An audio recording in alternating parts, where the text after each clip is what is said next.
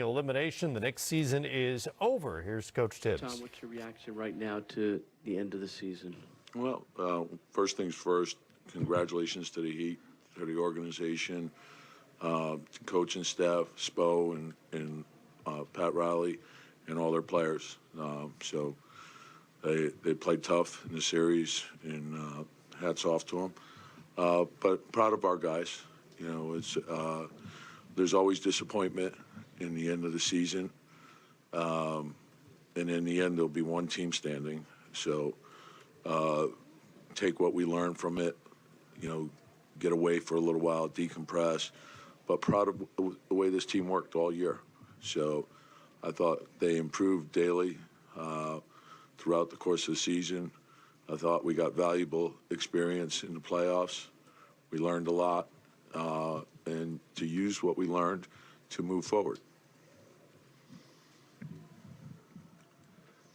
Tom, what did you think of what you saw in the fourth quarter from you guys, particularly offensively, and what do you think ultimately separated Miami tonight? Well, that's, you know, like I said it all along, if you dig into the series possession by possession, it was a hard-fought series, you know, in terms of baskets were hard to come by, which I knew it would be, like, because of the way they play too. So field goal percentage-wise, the thing that oftentimes separates you is the hustle play at the end, you know, and so whether it's a loose ball, a deflection, an offensive rebound, but, you know, I believe we shot a higher percentage than they did. I think we out-rebounded them, but the difference between winning and losing in a playoff game is very, very small. Tom, how would you describe Jalen's postseason? Yeah, I mean, it's when you dig into it, it's, you know, he's one of the best players in the league. I think he shows that every night that he goes out there. You know, that the Heat are a terrific defensive team, and to be able to do what he's doing is a credit to him and the way he works and his teammates and the way they work together. And I think he's young. He's going to continue to get better and better. But he was terrific last season in the playoffs. He's terrific this season. He's always had that ability, and he's never satisfied.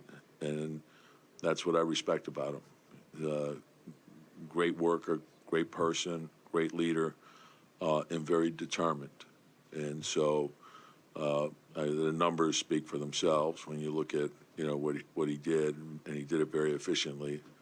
And so, you know, we're looking forward to the summer, the off season, and improving over the course of the off season. Tom, I kind of had a similar question on Jalen, but does he ever surprise you? I mean, the entire playoffs in the last two games, specifically the way he's played. And No. And, you know, and I don't say that because, like, but I've watched this kid since he was, you know, 6 years old.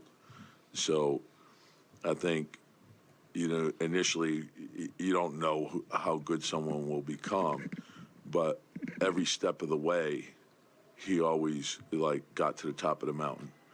And he may not look the part, but his will and his determination and his ability to think on his feet and his drive is special. So I'm thrilled that he's with us. Tom, Jalen obviously was superb, but your other starters were a combined 5 for 32. Did you just not get enough from them, and specifically Julius and RJ? Yeah, no, and that's what I said. It's like, you look across it, and every night the playoffs are different. You know, so the intensity of the game's different. So, and you're not going to be great in every game. No one is. You could have an off game, and you got to bounce back the next game. You know, so, you know, we take what we learned from it, work all summer to get better. Julius is still young.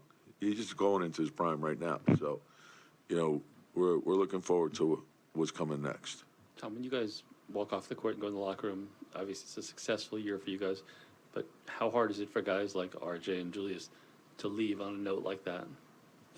You know, to me, it's like when you lose in the end, there's disappointment. That's normal.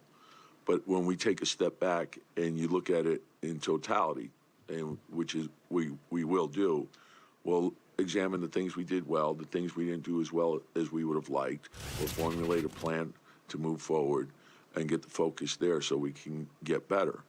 But this is playoff basketball, so we finished it. We're one of the final 8 teams, and that's not the goal. So we got to. There's a lot of work to be done. We understand that.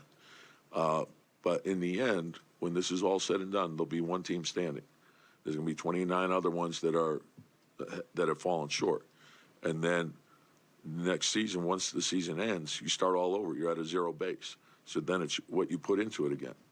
So everyone's going to go back to zero, and then we have to start all over, and you got to work like crazy all off season to get ready for next season. So, the aspect of the disappointment, yeah, we would still like to be playing. That's obvious. That's why you do it. If you're a competitive person, that's what you want. And we fell short, and there's disappointment. But I think to look at it and say, okay, we learned a lot. Let's use this as motivation to move forward and get better, and that's what you have to do. Tom, could you take us through a little bit Josh's day and kind of when did you know he was going to play, and when with the birth of his sons? Yeah, and again, it's we all tend to sometimes forget that aspect of it. Our players are human, and it's an exciting time for him.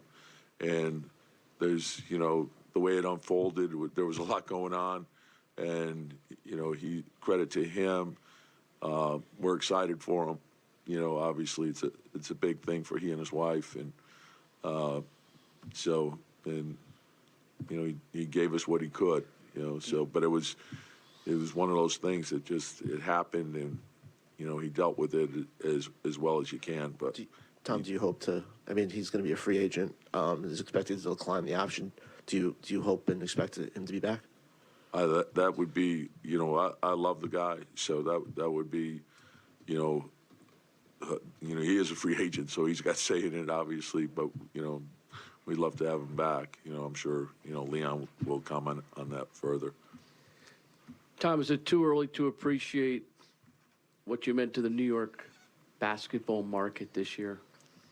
Yeah, and like I say this endlessly, and I really believe it. It's the best place to play. It's the best city, best arena.